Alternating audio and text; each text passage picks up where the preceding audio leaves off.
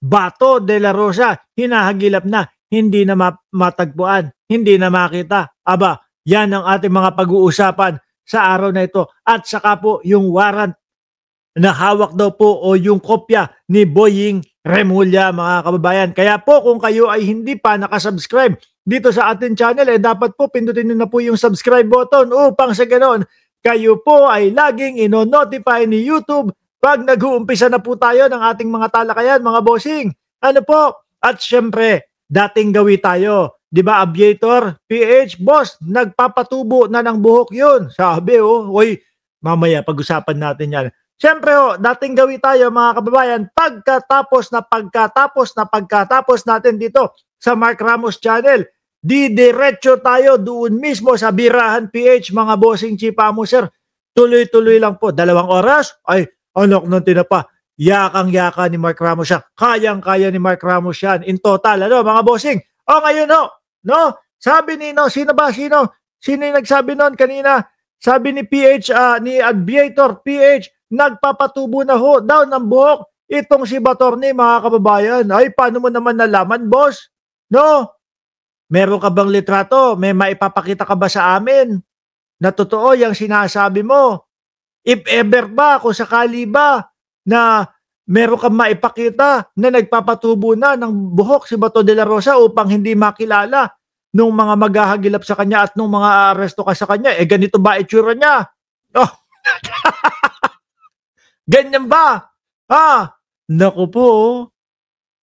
Hindi, mga kababayan, isa po sa ating pag-uusapan sa araw na ito, yung Bato de la Rosa, hindi na po mahagilap. Ngayon, ang daming ang daming mga nagpo-post. Hindi ko alam kung sino ang may gawa nito. Nakita ko lang po ito, kinontent po ni Banat Boy doon sa Birahan PH. Sabi ko, putik na to parang katipunerong luma. May bago bang katipunero? Lahat naman ng katipunero luma diba?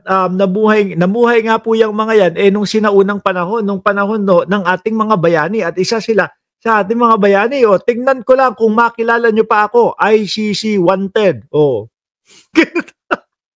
Sino kaya ang nito? Naggawa, no? Ibang klase, with matching bigote pa ho, mga kababayan. Di ba? Hindi, yung kay Bato de la Rosa naman, tutubo naman ho yun Di ba, Shiro Kansaki, Delia Acosta, Ralis Carlenga, at Annalisa Oso? Yung kay Bato de la Rosa po, tutubo naman yun Tingin ko pinapawax niya. O kaya ang kintab ho, tapos lalagyan ng pampakintab na oil. Hindi ho kagaya ng ibang mga senador ho. Hindi naman po specific na senador yung aking gustong tukuyin.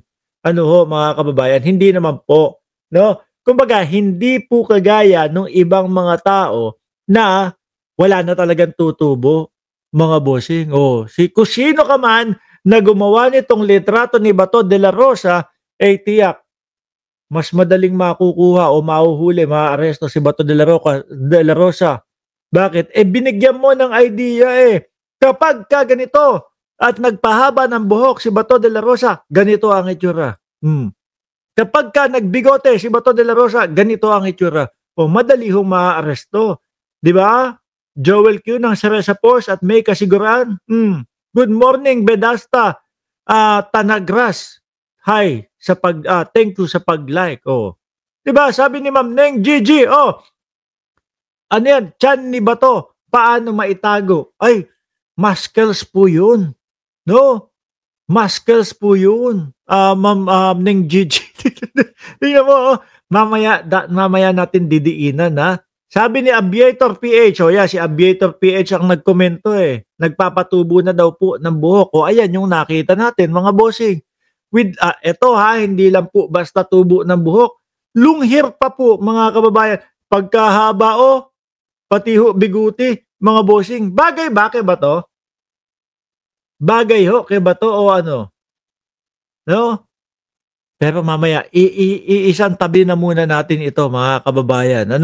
Isang tabi muna natin si Bato de la Rosa. Hindi. Sige, tuloyin na natin. Ito, kaduktong niyan.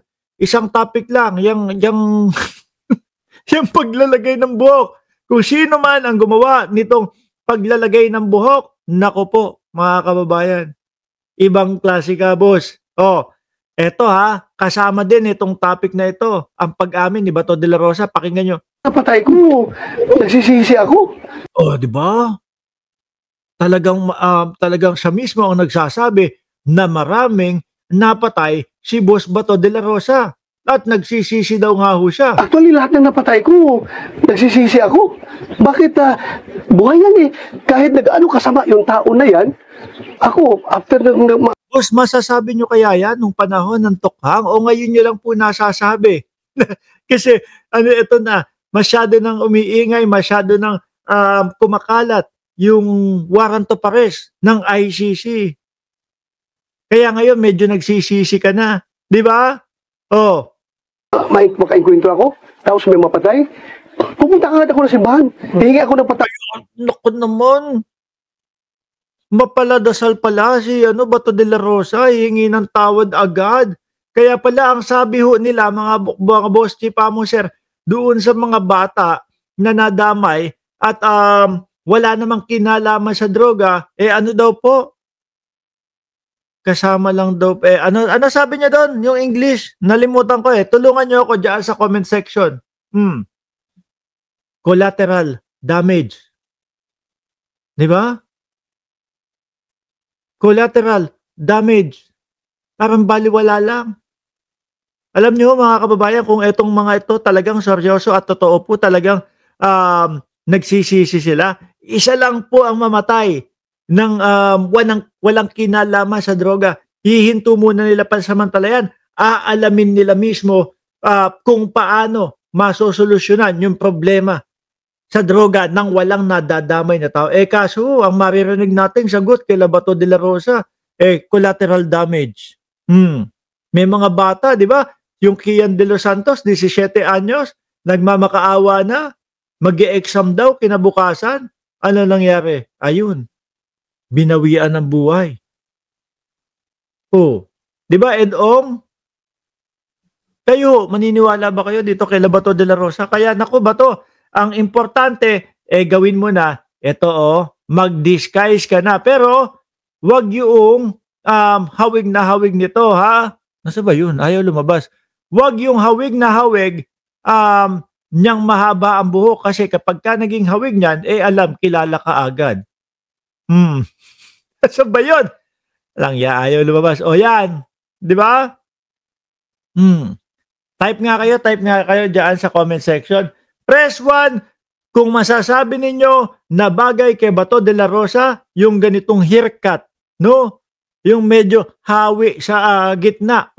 Tapos medyo mayroon pang bigote. Type 1 kung bagay kay Bato de la Rosa. Type 2 kung hindi bagay. Para iba yung hairstyle niya, mga bossing. Iwanan na natin to kayo. Masyado yung kinekeng ko si Bato Hindi nyo ba alam na kada pinag-uusapan natin si Bato de la Rosa at patungkol po sa ICC, lagi pong yan, kinakabahan. No? Lagi po yan mapapasabi ng Mick Madi. Lagi po yan mapapasabi na si dating Pangulong Duterte ay berewek na. With matching gigil pa ho. Kaya, tigilan na natin si Bato. Okay, mamaya na lang ulit.